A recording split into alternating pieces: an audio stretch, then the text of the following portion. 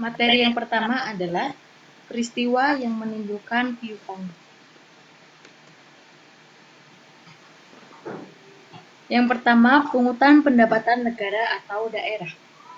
Timbulnya piutang di lingkungan pemerintahan pada umumnya terjadi karena adanya tunggakan pendapatan dan pemberian pinjaman serta transaksi lainnya yang menimbulkan hak tagih dalam rangka pelaksanaan kegiatan pemerintahan.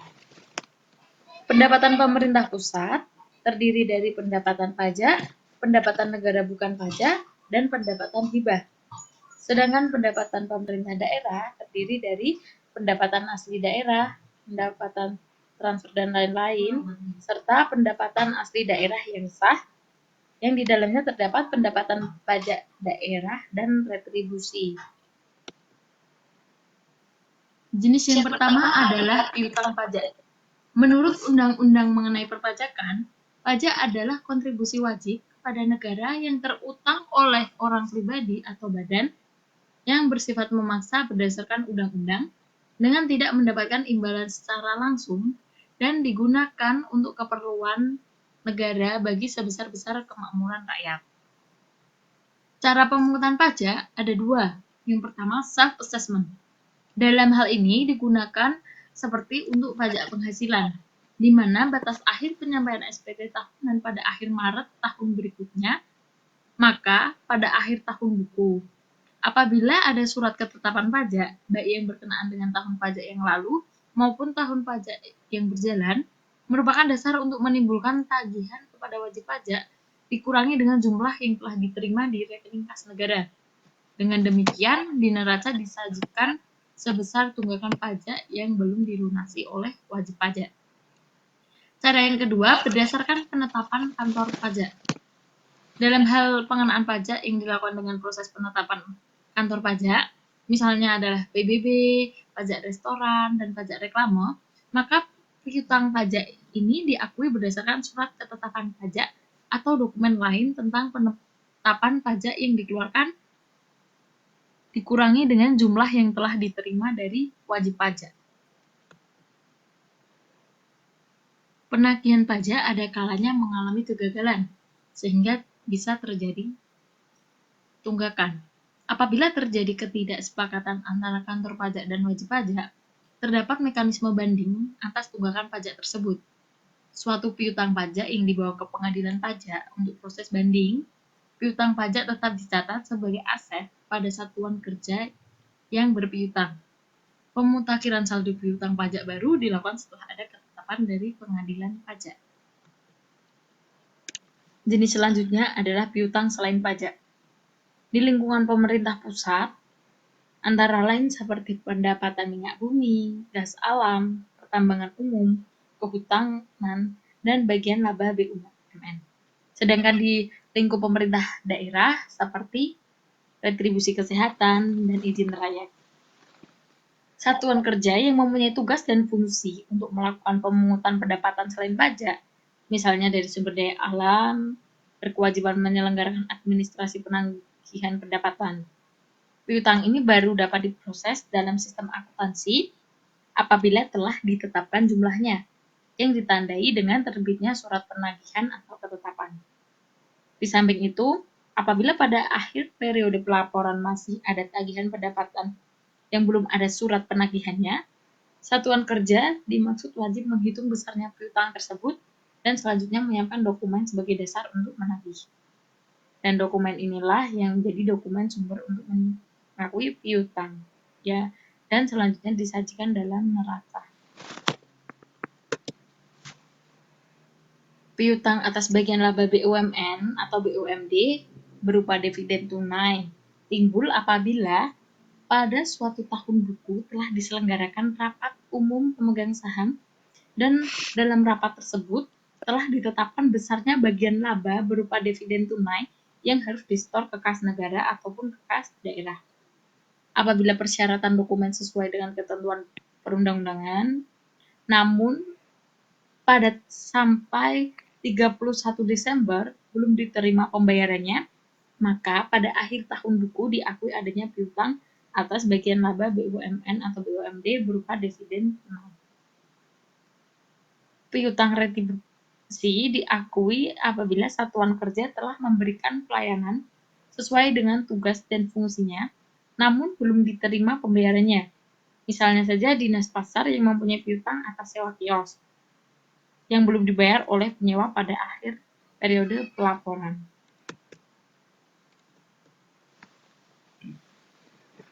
Dalam hal penyelesaian piutang oleh instansi pemerintah tidak berhasil, dan piutang tersebut dikategorikan sebagai piutang macet, maka instansi pemerintah tersebut menyerahkan pengurusannya ke Panitia Urusan Piutang Negara atau PUPN untuk dilakukan proses penagihan sesuai dengan ketentuan yang berlaku.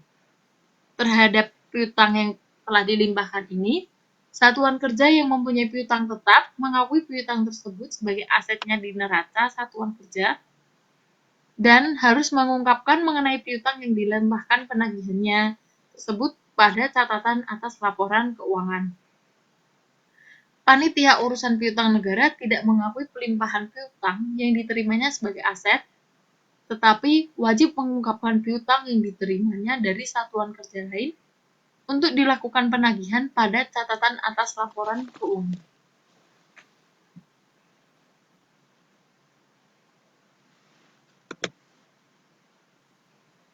Sedangkan untuk penghapusan piutang tersebut dapat dilakukan ketika proses penagihan BUMN telah dilakukan secara optimal.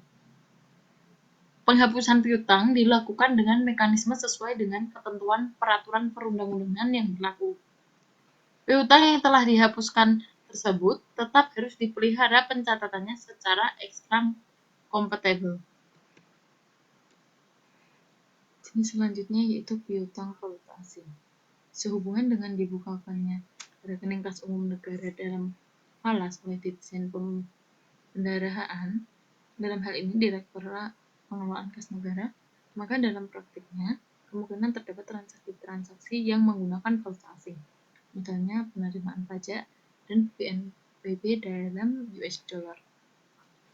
Piutang dalam falas dapat timbul dalam hal terdapat hak pemerintah atas pajak atau PNBP dalam bentuk falas. Piutang tersebut dicatat atau disajikan menggunakan kurs tengah Bank Indonesia pada tanggal pelaporan. Kedua, ada perikatan. Jenis yang pertama yaitu pemberian pinjaman. Piutang karena pemberian pinjaman timbul dengan adanya pinjaman yang diberikan pemerintah kepada pemerintah lainnya, perorangan, BUMN atau BUMD, perusahaan swasta, atau organisasi lain yang dituangkan dalam suatu naskah perjanjian pinjaman. Pengakuan piutang dilakukan pada saat terjadi realisasi pengeluaran uang dari rekening kas negara atau kas daerah. Dan piutang tersebut berkurang apabila ada penerimaan di rekening kas negara atau daerah berhubungan dengan adanya penerimaan angsuran pokok pinjaman atau pelunasan.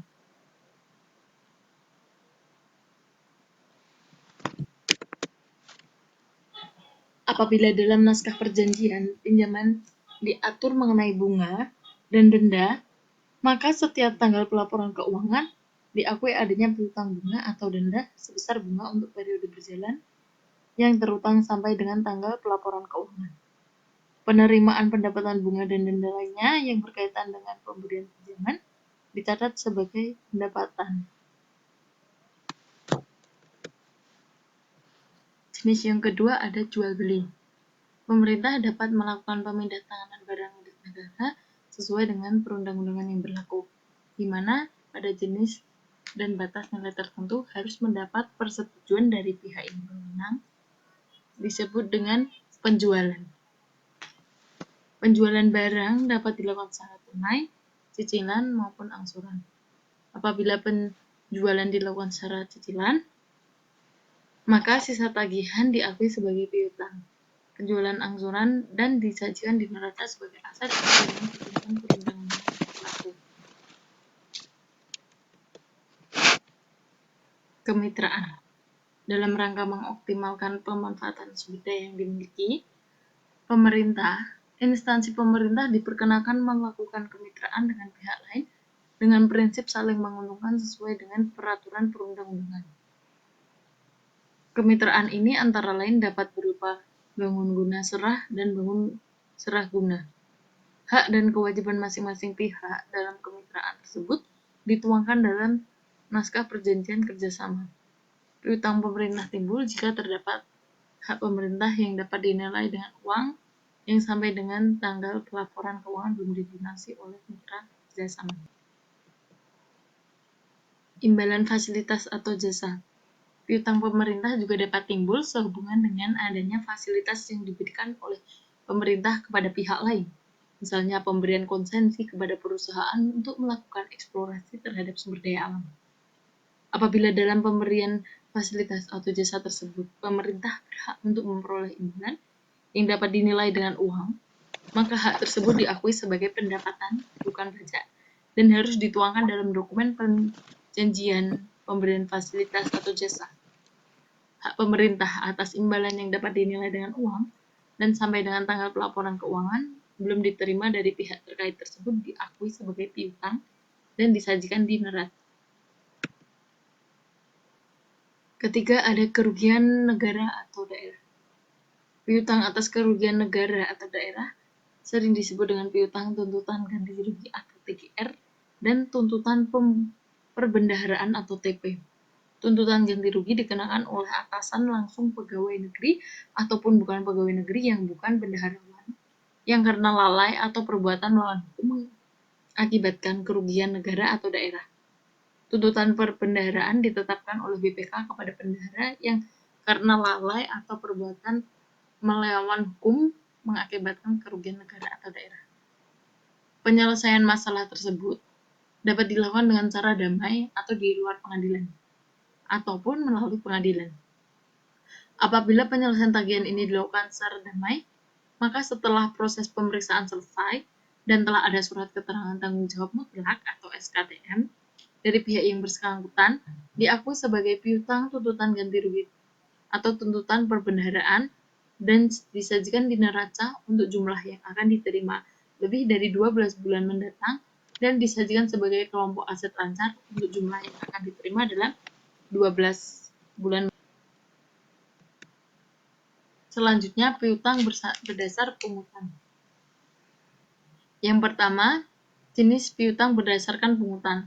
Terdiri dari dua jenis, yaitu pajak dan selain pajak.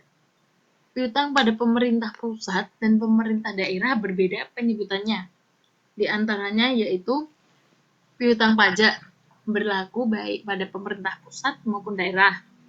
Piutang PNBP atau piutang negara bukan pajak berlaku pada pemerintah pusat. Piutang retribusi berlaku pada pemerintah daerah. Piutang PAD lainnya berlaku pada pemerintah daerah. Piutang pajak. Piutang pajak adalah piutang yang timbul atas pendapatan pajak sebagaimana diatur dalam Undang-Undang Perpajakan atau Peraturan Daerah tentang Perpajakan yang belum dilunasi sampai dengan akhir periode laporan keuangan. Sesuai kewenangannya, ada perbedaan jenis pajak yang dipungut pemerintah pusat, provinsi, maupun kabupaten atau kota. Pada pemerintah pusat, piutang pajak dapat timbul karena tunggakan oleh wajib pajak atas pembayaran pajak dan bea yang terdiri dari misalnya pajak dalam negeri seperti pajak penghasilan, pajak pertambahan nilai, pajak bumi bangunan, bea cukai, dan pajak lainnya. Yang B, pajak perdagangan internasional, termasuk bea masuk pajak atau pungutan ekspor pada pemerintah pusat. Pungutan pajak berlaku prinsip perhitungan sendiri oleh wajib pajak. Piutang pajak daerah pemerintah provinsi. Berdasarkan Undang-Undang Nomor 28 Tahun 2009 tentang Pajak Daerah dan Retribusi Daerah. Pajak daerah dibedakan antara tingkat pemerintah provinsi dan pemerintah kabupaten atau kota. Jenis pajak provinsi antara lain pajak kendaraan motor, bea balik nama kendaraan bermotor, pajak bahan bakar kendaraan bermotor, pajak air permukaan, dan pajak rokok. Sedangkan piutang pajak daerah kabupaten atau kota antara lain pajak hotel, pajak restoran, pajak hiburan, pajak reklame, pajak penerangan jalan, pajak mineral bukan logam dan batuan, pajak parkir, pajak air tanah, pajak sarang burung walet, pajak bumi bangunan perdesaan dan perkotaan, serta bea perolahan atas tanah dan bangunan. Piutang PNBP atau pendapatan negara bukan pajak yang diatur berdasarkan Undang-Undang tentang PNBP.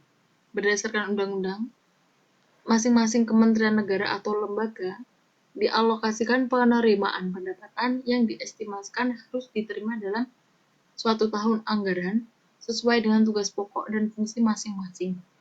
Timbulnya piutang ini harus didukung dengan surat penagihan atau surat ketetapan atau dokumen lainnya yang sah.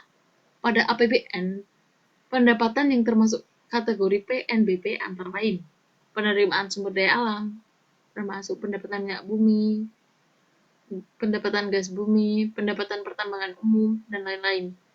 B. Ada pendapatan bagian laba BUMN. C. Pendapatan PNBP lainnya, antara lain pendapatan dari pengelolaan PMN, serta pendapatan dari penjualan, pendapatan jasa, pendapatan bunga, dan lain-lain. Dan yang terakhir, pendapatan badan layanan umum, antara lain pendapatan jasa layanan umum,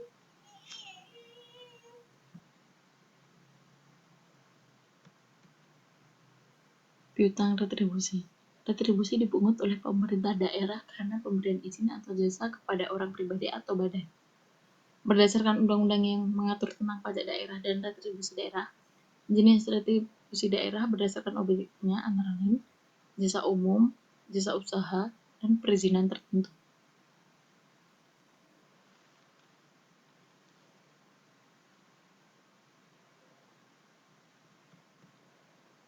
Piutang pendapatan asli daerah lainnya.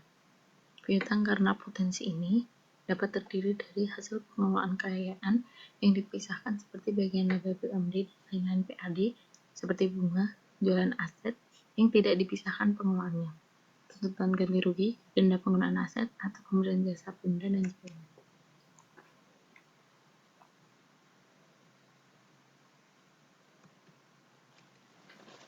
Ketiga, ada pengakuan piutang berdasarkan pungutan.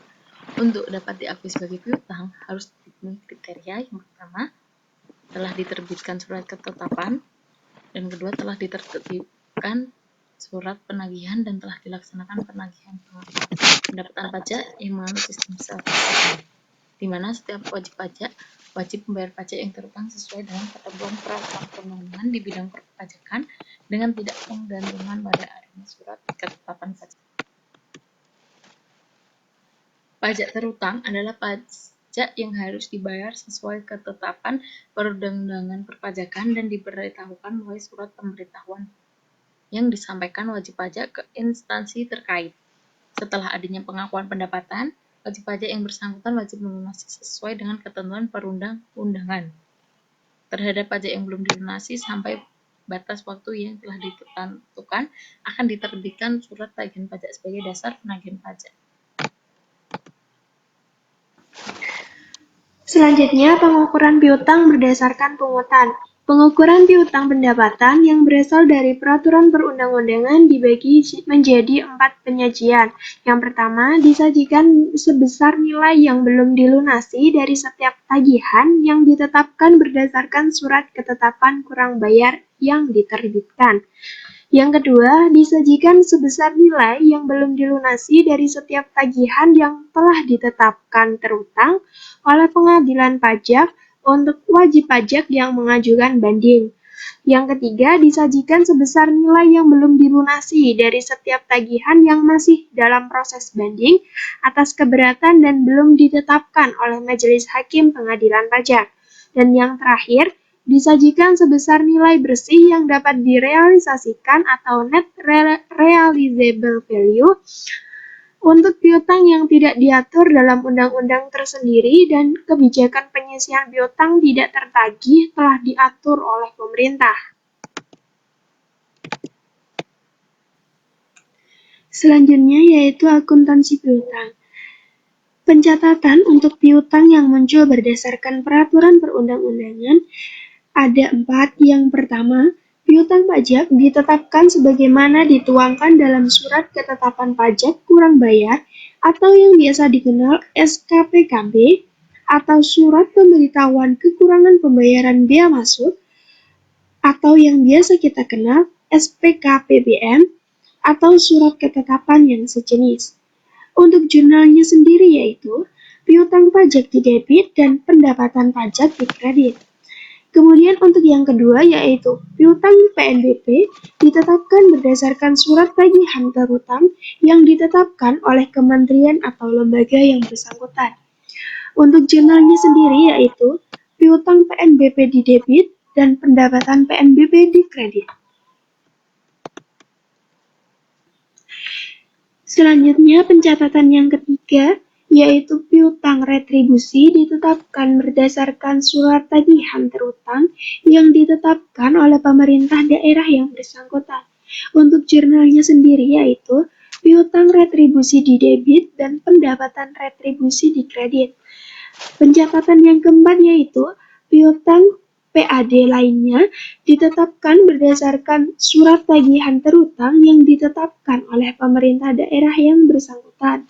Untuk jurnalnya sendiri yaitu piutang lain-lain PAD yang sah di debit dan PAD lain-lain yang sah di kredit. Selanjutnya yaitu penyajian piutang di neraca. Penyajian piutang yang berasal dari peraturan perundang-undangan merupakan tagihan yang harus dilunasi oleh para wajib bayar pada periode berjalan tahun berikutnya, sehingga tidak ada piutang jenis ini yang melampaui satu periode berikutnya. Piutang yang berasal dari peraturan perundang-undangan disajikan di neraca sebagai aset lancar apabila jatuh tempo kurang dari 1 tahun buku dan disertai dengan penyisihannya. Untuk ilustrasi penyajian piutang di neraca seperti yang ada di layar. Kemudian pengungkapan pada catatan atas laporan keuangan atau CALK. Piutang disajikan dan diungkapkan secara memadai. Informasi mengenai akun piutang diungkapkan secara cukup dalam catatan atas laporan keuangan atau CALK. Informasi yang dimaksud dapat berupa kebijakan akuntansi yang digunakan dalam pengakuan, penilaian, dan pengukuran piutang. Yang kedua, rincian jenis-jenis saldo menurut umur untuk mengetahui tingkat kolektibilitasnya. Kemudian yang ketiga, penjelasan atas penyelesaian piutang masih di Kementerian Negara atau lembaga atau pemerintah daerah atau sudah diserahkan penagihannya kepada PUPR. Kemudian yang terakhir, jaminan atau sita jaminan jika ada. Selanjutnya yaitu piutang berdasarkan perikatan. Pemerintah mungkin melakukan perikatan dengan pihak lain yang menimbulkan piutang. Nah, untuk jenis piutang semacam ini dibagi menjadi 3. Yang pertama, piutang pemberian pinjaman. Piutang yang berasal dari pemberian pinjaman oleh pemerintah kepada pemerintah daerah atau pemerintah lainnya, perorangan, BUMN atau BUMD, perusahaan swasta atau organisasi lainnya. Jenis-jenis pinjaman yang diberikan oleh pemerintah bermacam-macam. Di antaranya yang pertama, piutang yang timbul dari penerusan pinjaman luar negeri atau subsidiary loan agreement atau SLA, yaitu rekening dana investasi atau RDI dan rekening pembangunan daerah atau RPD. Yang kedua, piutang yang timbul dari dana bergulir yang diatur dalam Bulteks dana bergulir. Yang kedua yaitu piutang penjualan kredit. Piutang yang timbul dari penjualan pada umumnya berasal dari peristiwa pemindah tanganan barang milik negara atau daerah. Pemindah tanganan barang milik negara atau daerah dapat dilakukan dengan cara dijual, dipertukarkan, dihibahkan atau disertakan sebagai modal pemerintah setelah memenuhi ketentuan perundang-undangan yang berlaku. Timbulnya piutang atau hak untuk menagih harus didukung dengan bukti yang sah mengenai pemindah tanganan barang milik negara atau daerah.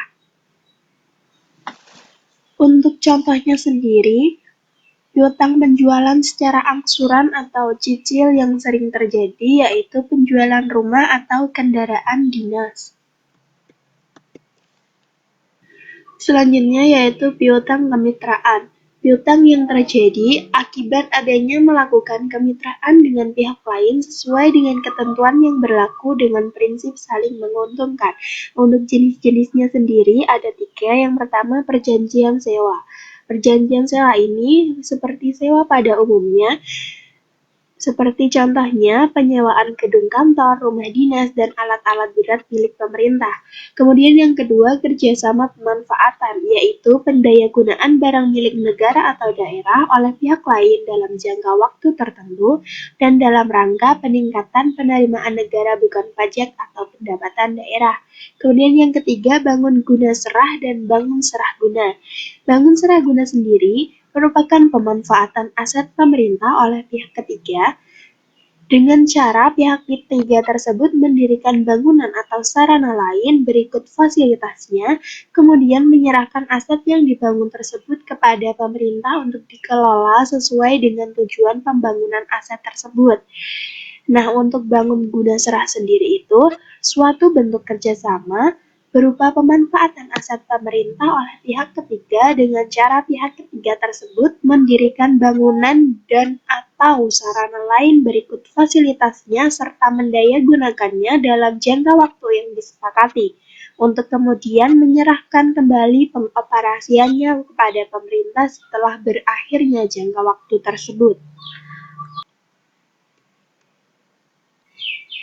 Pengakuan piutang perikatan, peristiwa-peristiwa yang menimbulkan hak tagih sebagaimana dikemukakan pada slide sebelumnya, yaitu peristiwa yang timbul dari pemberian pinjaman, penjualan kredit, dan kemitraan dapat diakui sebagai piutang dan dicatat sebagai aset di neraca apabila memenuhi kriteria berikut.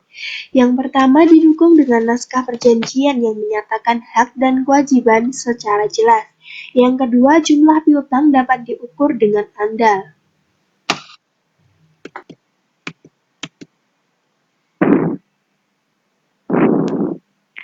Pengukuran piutang perikatan.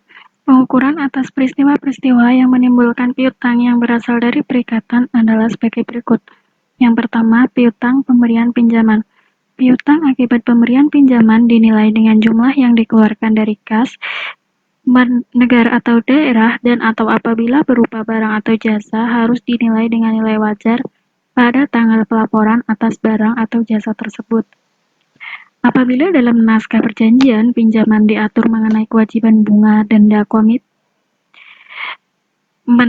fee, dan atau biaya-biaya pinjaman lainnya, maka pada akhir periode pelaporan harus diakui adanya bunga, denda, komitmen fee, dan atau biaya lainnya pada periode berjalan yang terutang belum dibayar sampai dengan akhir periode pelaporan. Yang kedua, piutang penjualan kredit. Piutang dari penjualan diakui sebesar nilai sesuai naskah. Yang selanjutnya ada penyajian dan pengungkapan. Yang pertama, akuntansi piutang perukatan. Setelah dilakukan identifikasi atas peristiwa-peristiwa yang menimbulkan hak tagih mengenai jenis pengakuan dan pengukuran, tahapan selanjutnya dilakukan pencatatan. Untuk ilustrasi pencatatannya, yang pertama ada akuntansi piutang pemberian pinjaman jangka panjang. Tagihan berdasarkan kontrak pemberian pinjaman jangka panjang yang ditetapkan yaitu jurnal pada pemerintah pusat dengan debit piutang pemberian jangka panjang dan kredit rekening kas umum negara. Sedangkan pada jurnal di pemerintah daerah, pada sisi debit piutang pemberian pinjaman jangka panjang dan kreditnya rekening kas umum daerah. Yang selanjutnya ada piutang akuntansi penjualan kredit. Pendapatan pemerintah atas penjualan kredit, misalnya pada penetapan rumah negara golongan 3 dengan debit aset lainnya, bagian penjualan angsuran dan kredit aset tetap gedung dan bangunan. Yang kedua, reklasifikasi bagian lancar tagihan penjualan angsuran dengan debit bagian jurnal tagihan penjualan angsuran dan kreditnya aset lainnya tagihan penjualan angsuran. Kemudian yang ketiga, penerimaan atas bagian lancar tagihan penjualan angsuran jurnalnya pada sisi debit kas negara atau daerah, pada sisi kredit bagian lancar tagihan penjualan angsuran. Yang selanjutnya ada akuntansi piutang kemitraan. Yang pertama, tagihan yang timbul atas kemitraan yang ditetapkan dalam kontrak dikelompokkan sebagai aset lancar jika tagihan yang lebih dari 12 bulan tidak dapat diukur secara jelas. Dengan menganut prinsip kehati-hatian, pendapatan yang tidak terukur tidak dapat diakui sebagai tagihan atau piutang. Kemudian, jurnal untuk pemerintah pusat pada sisi debit, tagihan bagi hasil kemitraan, pada sisi kredit pendapatan negara bukan pajak LO.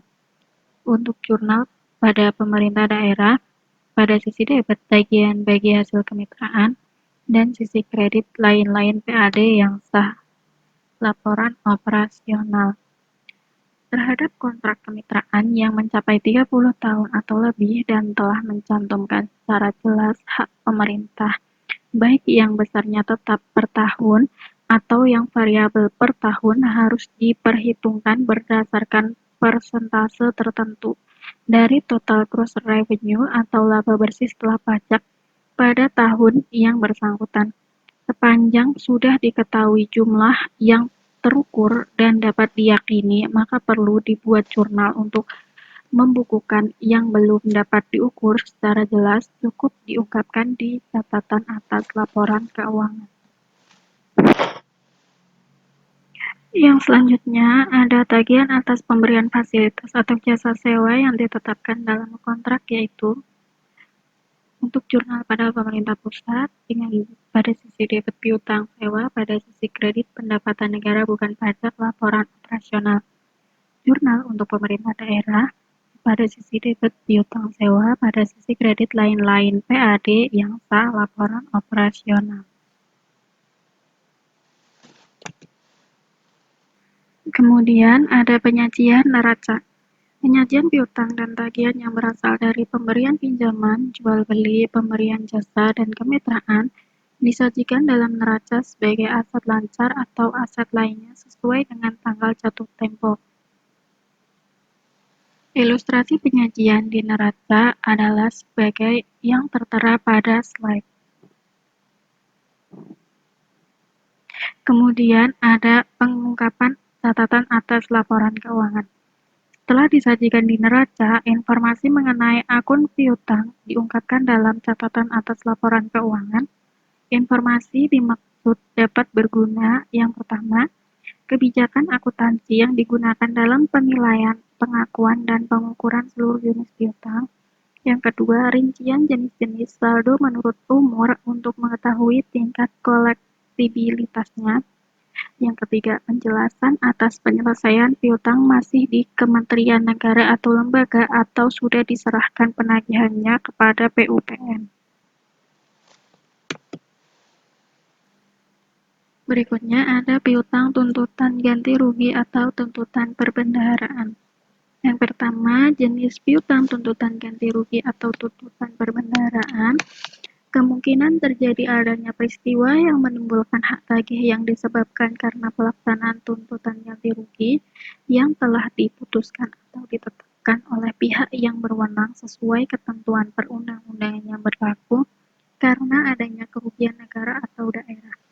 Secara umum, piutang karena tuntutan ganti rugi dapat dikelompokkan menurut sumber timbulnya tuntutan ganti rugi menurut ketentuan perundang-undangan, yaitu: yang pertama, piutang yang berasal dari akibat tuntutan ganti rugi.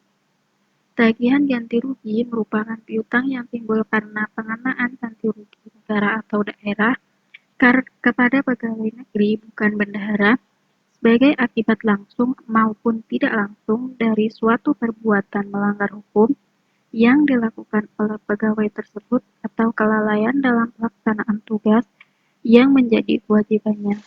Tuntutan ganti rugi dikenakan oleh pinjaman di lingkup kementerian negara atau lembaga pemerintahan daerah sesuai dengan ketentuan peraturan perundang-undangan.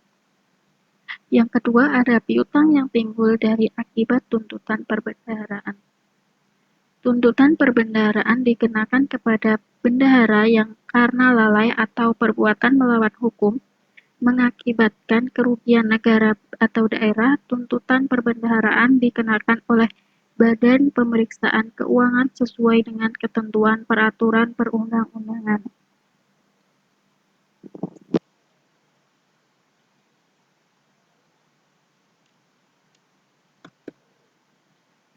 Yang selanjutnya ada pengakuan piutang tuntutan ganti rugi atau tuntutan perbendaharaan. Peristiwa yang menimbulkan hak tagih berkaitan dengan tuntutan perbendaharaan atau tuntutan ganti rugi harus didukung dengan bukti surat keterangan tanggung jawab mutlak atau SKTM yang menunjukkan bahwa penyelesaian atas tuntutan perbendaharaan atau tuntutan ganti rugi dilakukan dengan cara damai di luar pengadilan. SKTM merupakan surat keterangan tentang pengakuan bahwa kerugian tersebut menjadi tanggung jawab seseorang dan bersedia mengganti kerugian tersebut.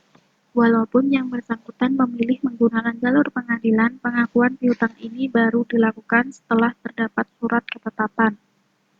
Yang berikutnya, pengukuran piutang tuntutan ganti rugi atau tuntutan perbendaharaan. Pengukuran piutang ganti rugi berdasarkan pengakuan yang dikemukakan di atas dilakukan sebagai berikut. Yang pertama, disajikan sebagai aset lancar sebesar nilai yang jatuh tempo dalam tahun berjalan dan yang akan ditagih dalam 12 bulan ke depan berdasarkan surat ketentuan penyelesaian yang telah ditetapkan. Yang kedua, disajikan sebagai aset lainnya terhadap nilai yang akan dilunasi di atas 12 bulan berikutnya. Penyajian dan pengungkapan. Akuntansi piutang tuntutan perbendaharaan atau tuntutan ganti rugi. Yang pertama, terdapat ilustrasi akuntansi tuntutan perbendaharaan. Berdasarkan pemeriksaan kas atas bendaharawan pengeluaran Satker ABC di Kementerian XYZ oleh atasan langsung, ditemukan adanya selisih kas dengan catatan di buku kas umum sebesar 25 juta. Maka, jurnalnya, aset lainnya didebet sebesar 25 juta rupiah dan kas di bendahara pengeluaran dikredit sebesar 25 juta rupiah. Nah, laporan hasil pemeriksaan selanjutnya disampaikan kepada pejabat penyelesaian kerugian negara atau daerah agar mendapatkan persetujuan dan diterbitkan di surat keputusan pembebanan penggantian kerugian. Nah, bendahara menandatangani SKTJM, maka yang bersangkutan wajib menyerahkan jaminan ke TPKN. Untuk jurnalnya yaitu piutang tuntutan perbendaharaan didebet sebesar 25 juta rupiah dan dikredit yaitu aset lainnya sebesar 25 juta rupiah.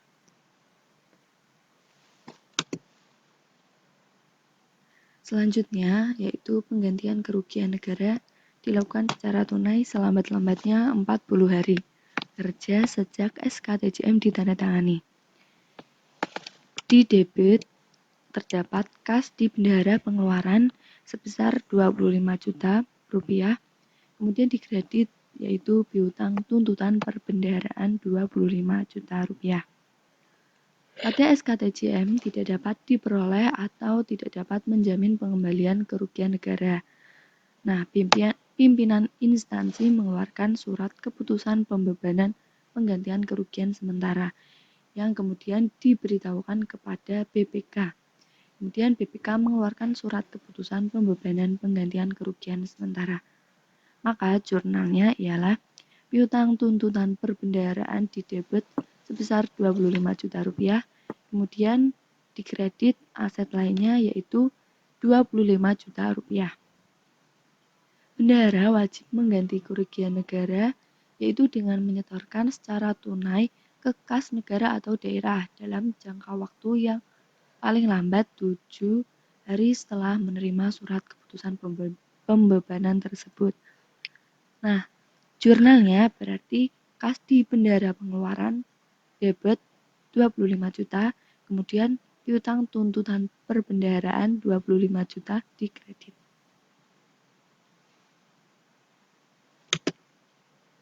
Kemudian terdapat ilustrasi akuntansi tuntutan ganti rugi.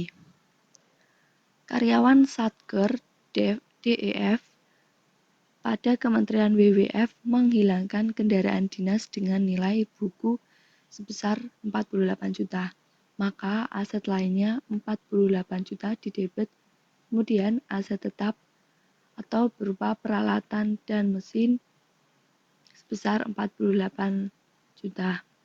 Kemudian karyawan tersebut bersedia menandatangani SKTJM dan bersedia mencicil kerugian negara selama 2 tahun sebesar 2 juta sebulan. Maka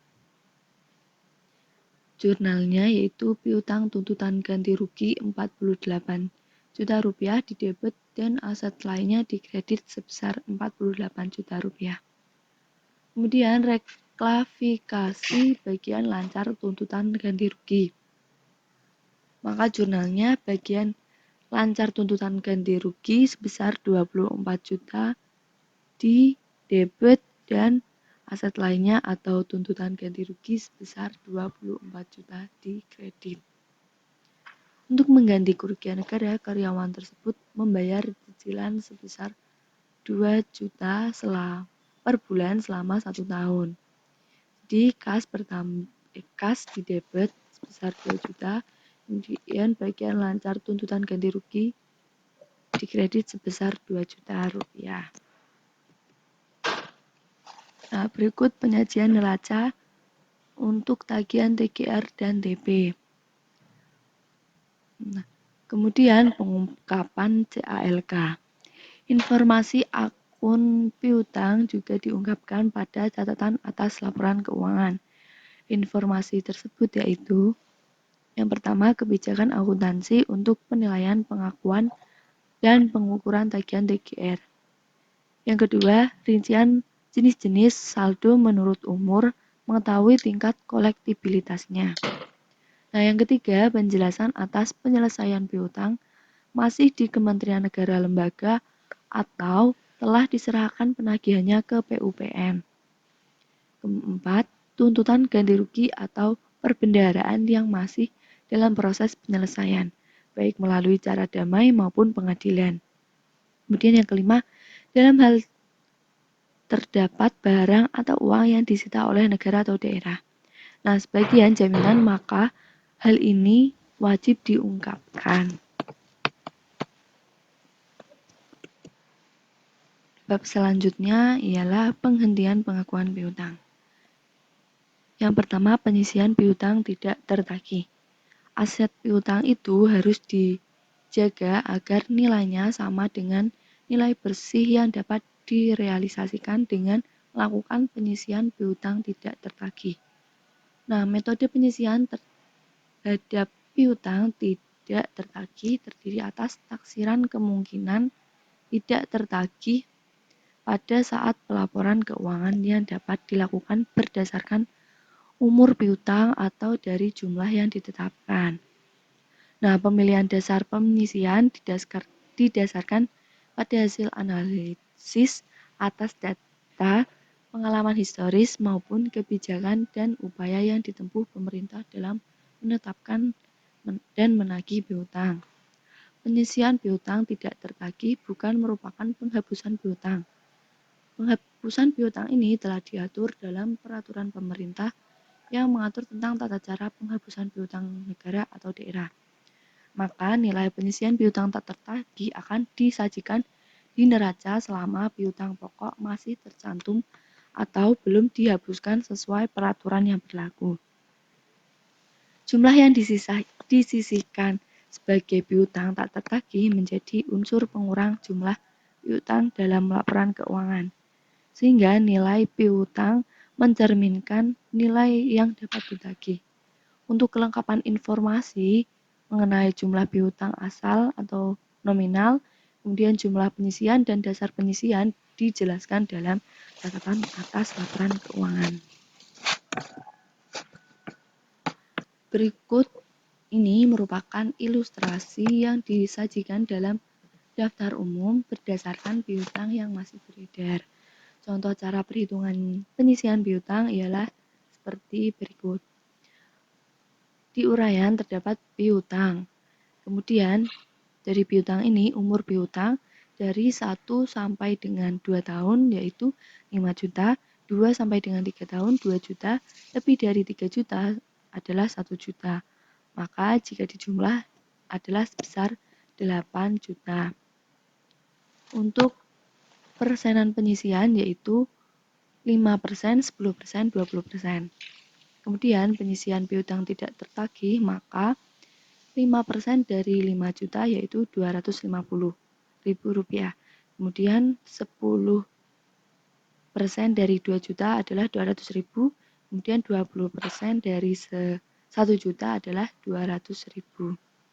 Maka jika dijumlahkan ialah 650.000. Kemudian selanjutnya ada pencatatan penyisian piutang. Penyisian piutang ini biasanya dianggap sebagai beban yang merupakan koreksi agar nilai piutang dapat disajikan pada neraca sesuai dengan nilai yang diharapkan dapat ditagih. Nah, ilustrasi jurnalnya adalah sebagai berikut. Di debit yaitu beban penyisian piutang tidak tertagih dan di kredit ada penyisian piutang tidak tertagih. Pada waktu timbulnya piutang di jurnal, debit piutang dengan lawan akun pendapatan menurut jenisnya, jumlah penyisian piutang disajikan sebagai pengurang dari akun piutang atau akun kontra. Kemudian berikutnya ialah neraca dari penyajian penyisian piutang yang merupakan unsur pengurang dari piutang yang bersangkutan. Nah, bisa kita lihat di tabel terdapat akun aset dan kewajiban. Ada aset lancar berupa piutang pajak, piutang PNBP, bagian lancar, penyisian piutang tidak tertagih, dan piutang neto. Kemudian kewajiban terdapat kewajiban jangka pendek maupun jangka panjang. Kemudian untuk ekuitas dana itu adanya ekuitas. Kemudian pengungkapan catatan atas laporan keuangan. Setelah disajikan neraca, informasi akun piutang akan diungkap dalam catatan atas laporan keuangan. Yaitu yang pertama, kebijakan akuntansi yang digunakan dalam penilaian, pengakuan, dan pengukuran piutang. Kedua, rincian per jenis saldo menurut umur untuk mengetahui tingkat kolektibilitasnya. Dan yang ketiga, penjelasan atas penyelesaian piutang masih ada di Kementerian Negara atau lembaga ataupun sudah diserahkan pengurusannya kepada PUPN. Penghentian pengakuan piutang. Pemberhentian pengakuan atas piutang ini dilakukan berdasarkan sifat dan bentuk yang ditempuh dalam penyelesaian piutang yang dimaksud. Secara umum dengan cara membayar tunai dalam pelunasannya. Kemudian penghapusan piutang dilakukan dengan dua cara yaitu penghapusan bersyarat dan penghapusan mutlak. Pada penghapusan bersyarat dilakukan dengan menghapus piutang negara atau daerah dari pembukuan tanpa hak tagih. Sedangkan penghapusan mutlak dilakukan dengan menghapuskan hak tagih negara ataupun daerah. Hapus tagih ini berkaitan dengan perdata dan hapus buku yang berkaitan dengan akuntansi untuk piutang. Yang dua hal ini harus diperlakukan secara terpisah. Menghapus bukuan piutang adalah kebijakan dari intern atau manajemen intern yang proses dan keputusan akuntansi yang berlaku agar nilai piutang dapat dipertahankan sesuai dengan net realizable value-nya. Penghapusan tagihan piutang berkonotasi penghapusan hak tagih dan upaya tagih secara perdata atas suatu piutang. Aset adalah hak, maka penghapusan hak tagih berarti menghapus hak atau piutang dari neraca. Apabila pemerintah menerbitkan suatu keputusan dan penghapusan atau pembebasan bayar bagi debitur tetapi tidak melakukan hapus buku piutang berarti akan menyajikan neraca yang lebih saji sehingga tidak menyajikan inventas. informasi secara andal. Penghapus bukuan piutang tidak otomatis menghapus hak tagih yuridis formil. Di lain pihak, upaya penagihan tetap dilakukan walaupun pemerintah sebagai kreditur sudah putus asa dan menghapus buku. Oleh karena itu, terhadap piutang yang sudah dihapus bukukan ini masih dicatat secara ekstra kontable. Apabila ada masyarakat atau publik yang namanya tidak tercantum dalam daftar piutang, yang merupakan lampiran laporan keuangan dan tidak ada keterangan rinci pada catatan atas laporan keuangan, padahal mereka mempunyai utang, maka mereka merasa dibebaskan dari kewajiban membayar. Selanjutnya, dalamnya ada penghapus bukuan piutang atau write-off. Menghapus bukuan piutang merupakan konsekuensi penghapus tagihan piutang. Penghapus bukuan piutang dibuat berdasarkan berita, acara, atau keputusan pejabat yang berwenang untuk memutuskan tagih piutang. Dalam peraturan pemerintah tentang cara penghapusan piutang negara atau daerah, penghapus bukuan ini dikenal sebagai penghapusan secara bersyarat, yaitu menghapuskan piutang negara atau daerah tanpa menghapuskan hak tagih negara atau daerah. Nah, berikut kriteria penghapus bukuan piutang. Penghapus bukuan harus memberikan manfaat yang lebih besar daripada kerugian penghapus bukuan. Nah, dalamnya bisa memberi gambaran objektif tentang kemampuan keuangan entitas akuntansi dan entitas pelaporan. Kemudian dapat memberikan gambaran ekuitas lebih objektif tentang penurunan ekuitas.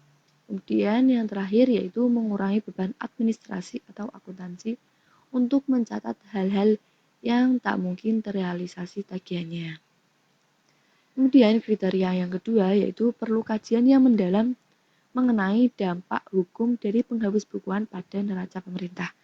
Jika perlu, sebelum difinalisasi dan diajukan kepada pengambilan keputusan penghapus bukuan.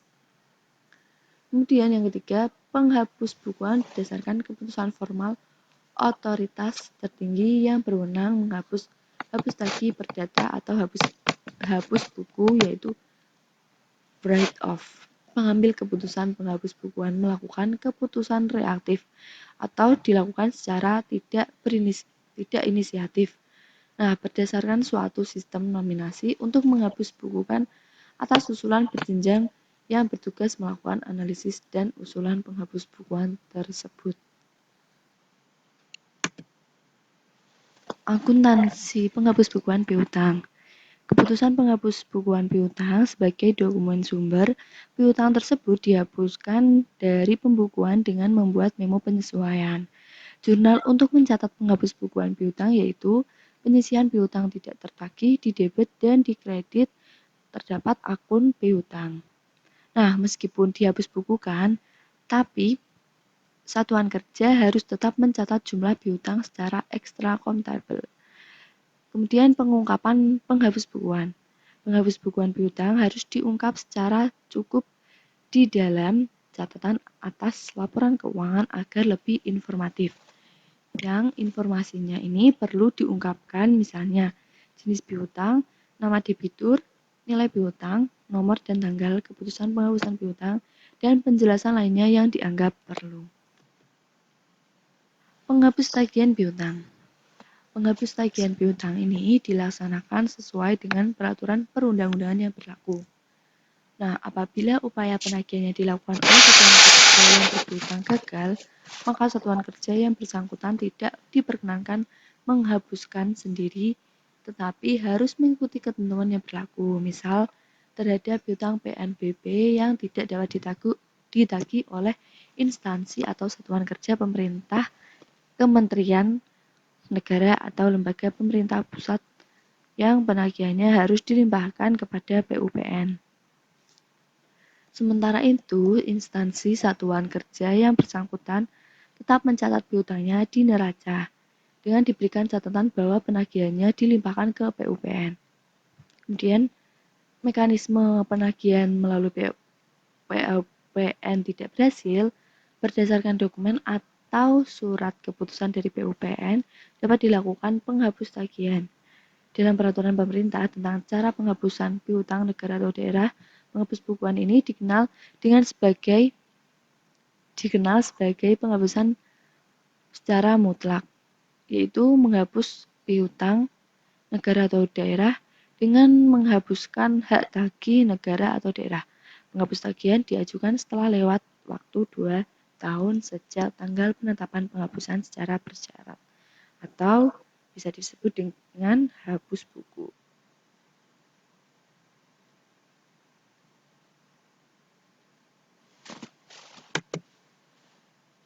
Berikut beberapa kriteria penghapus tagihan piutang. Yang pertama yaitu penghapusan tagihan karena mengingat jasa-jasa pihak yang berutang kepada negara untuk menolong pihak berutang dari keterpurukan yang lebih dalam. Kemudian yang kedua yaitu penghapus tagihan sebagai sikap menyejukkan, yaitu membuat citra penagih menjadi lebih baik. Kemudian memperoleh dukungan moral dalam menghadapi tugas untuk masa depan. Yang ketiga, penghapusan tagihan sebagai sikap berhenti menagih. Itu menggambarkan situasi yang tak mungkin tertagih saat melihat kondisi pihak tertagih. Kemudian yang keempat, penghapus tagihan untuk restrukturisasi penyihatan utang. Kelima, penghapus tagihan setelah semua rancangan dan cara lain gagal atau tidak mungkin diterapkan. Kemudian yang keenam, penghapus tagihan sesuai hukum perdata umumnya. Hukum kepailitan, hukum industri. Nah, untuk hukum industri ini misal industri keuangan dunia atau industri perbankan. Kemudian hukum pasar modal, hukum pajak, melakukan benchmarking kebijakan atau peraturan write-off di negara lain. Kemudian yang ketujuh, menghapus tagihan secara hukum sulit atau tidak mungkin dibatalkan apabila telah diputuskan dan diberlakukan kecuali cacat hukum. Penerimaan kembali atas piutang yang telah dihapus bukukan. Nah, setelah piutang dihapus bukukan, ada kemungkinan diterima pembayaran terhadap kejadian yang adanya piutang telah dihapus bukukan. Terhadap penerimaan kembali piutang yang dilakukan penyisihan dan dihapus bukukan pada tahun berjalan diakui sebagai pengurang beban. Sedangkan terhadap penerimaan kembali piutang yang dilakukan penyisihan pada tahun sebelumnya dan dihapuskan pada tahun berjalan, penerimaan kas diakui sebagai pendapatan lain-lain. Nah, berikut adalah ilustrasi dari transaksi atas penerimaan piutang yang telah dihapus buku. Terdapat neraca pada tahun 2000X1. Nah, uraiannya yaitu aset lancar, terdapat piutang dengan jumlah 10.000, kemudian akumulasi penyisihan piutang 6.000. Maka dikurangi mendapatkan hasil 4.000 untuk piutang neto. Terdapat penambahan piutang sebesar Rp8.000 dan beban penyisihan tahun berjalan sebesar Rp2.000, sehingga neraca pada akhir 2000X2 menjadi berikut. Terdapat aset lancar yaitu piutang sebesar 18.000, kemudian akumulasi penyisihan piutang yaitu 8.000. Kemudian 18.000 ini dikurangi dengan 8.000 yaitu menjadi 10.000 sebagai piutang neto. Nah, pada tahun 20X2 dilakukan penghapus bukuan piutang sebesar 4.000 yang berasal dari penghapusan piutang tahun 2000X1 yang telah disisihkan sebesar 2.000 dan penghapusan piutang tahun 2000X2 yang telah disisihkan dan diakui sebagai beban penyisihan di LO sebesar 2.000. Maka jurnalnya adalah yang pertama ada jurnal untuk menghapuskan piutang. Maka pada debit terdapat akun penyisihan piutang sebesar 4.000 dan piutang dikredit sebesar 4.000. Jurnal untuk memunculkan kembali piutang. Berarti jurnal ini kebalikan dari jurnal sebelumnya, yaitu jurnal untuk menghapuskan piutang. Maka pada debit terdapat akun piutang sebesar 4.000, kemudian penyisian piutang yaitu 4.000. Yang ketiga ada jurnal untuk mengakui penerimaan. Pada kas di debit sebesar 4.000, kemudian beban penyisian dan pendapatan PNBP atau lain-lain PAD yang sah dikredit masing-masing sebesar 2.000. Nah, untuk yang terakhir ada jurnal untuk menghapus piutang yang telah dilunasi. Maka penyisian piutang sebesar 4.000 di debit dan di kredit terdapat akun piutang sebesar 4.000. Nah, kemudian ada penerimaan kembali piutang yang telah dihapus tagihkan. Suatu piutang yang telah dihapus tagihkan dan ternyata di kemudian hari diterima pembayaran atau pelunasannya, maka terhadap penerimaan kembali atas piutang yang telah dihapus tagihkan tersebut baik yang telah dilakukan penyisian pada tahun berjalan maupun tahun sebelumnya diakui sebagai pendapatan lain-lain.